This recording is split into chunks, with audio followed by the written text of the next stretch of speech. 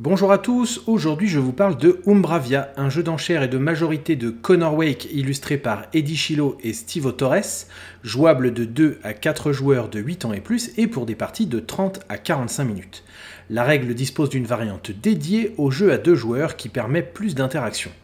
Le jeu est en anglais et édité par Pandasaurus mais ne dispose pour le moment d'aucun distributeur en France.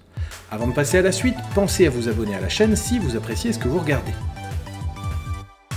Dans Umbravia, les joueurs doivent compléter le plus de chemins possible afin de récolter leurs fleurs de l'âme et revendiquer leurs tuiles d'âme. Comme je présente la version Tabletop Simulator du jeu, je ne m'attarderai pas sur la mise en place, mais dans les grandes lignes, voici ce qu'il faut faire. Placez le plateau de jeu principal au centre de la table. Placez le plateau chemin au-dessus du plateau principal et placez au-dessus les jetons d'ordre. Formez une pioche face cachée avec les tuiles chemin et la placer à portée de tous les joueurs.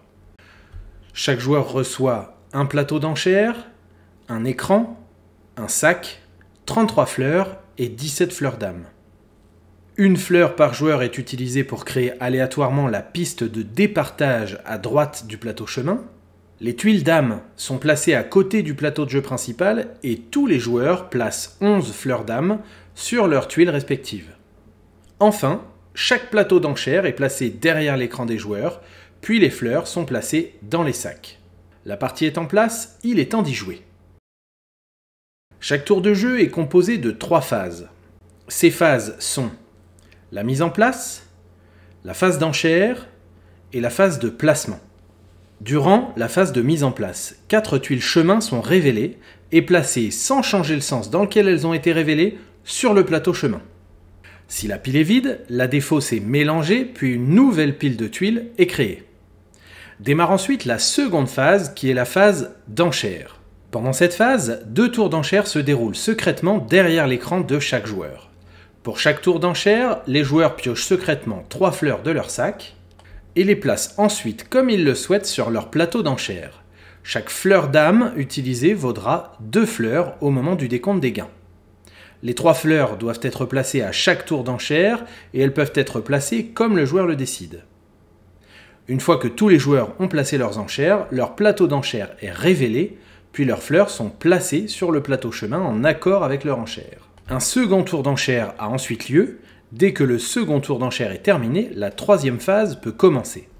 C'est lors de cette 3e phase, appelée phase de placement, que sont déterminés les vainqueurs des enchères pour chaque tuile. Le vainqueur pourra alors placer la tuile sur le plateau de jeu principal. On commence en défaussant toutes les tuiles chemin sur lesquelles il n'y a aucune enchère. Puis, en commençant par la tuile disposant du moins de fleurs, on place les jetons de position. La tuile avec le moins de fleurs aura donc le jeton 1 et ainsi de suite jusqu'au jeton 4. Si 2 tuiles ou plus disposent du même nombre de fleurs, alors les jetons sont placés en ordre croissant de la gauche vers la droite.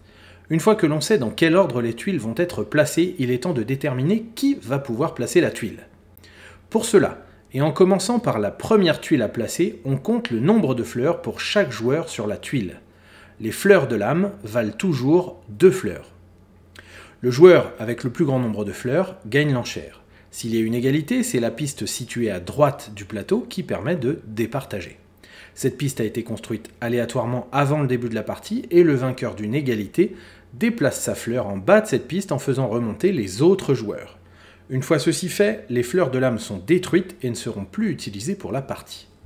Enfin, le vainqueur de l'enchère prend la tuile en y laissant toutes les fleurs dessus et la place sur le plateau principal sans changer son orientation.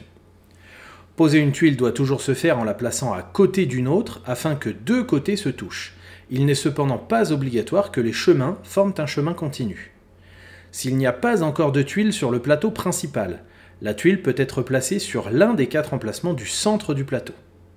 Si lorsqu'une tuile est posée, un chemin est complété, c'est-à-dire que l'on ne peut plus le faire continuer, soit parce qu'il touche les bords du plateau, soit parce qu'il est bloqué par des tuiles dont les chemins ne se rejoignent pas, alors il faut déclencher une invocation immédiatement. Cette invocation permet aux joueurs de récolter des fleurs de l'âme depuis leur plateau d'âme personnel.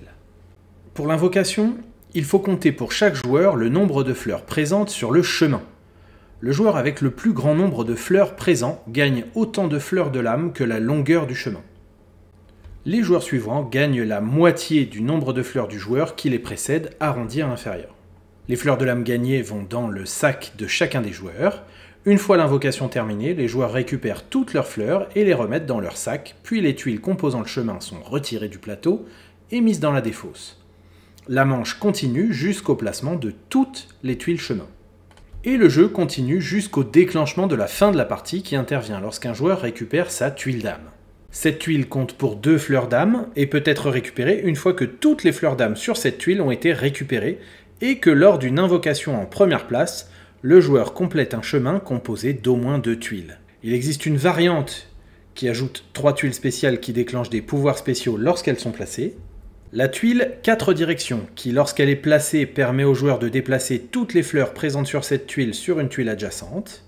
La tuile vide, elle est défaussée au lieu d'être placée et toutes les fleurs présentes dessus iront sur un emplacement vide du plateau principal. Dès qu'une tuile sera placée sur cet emplacement, les fleurs présentes iront directement sur cette tuile.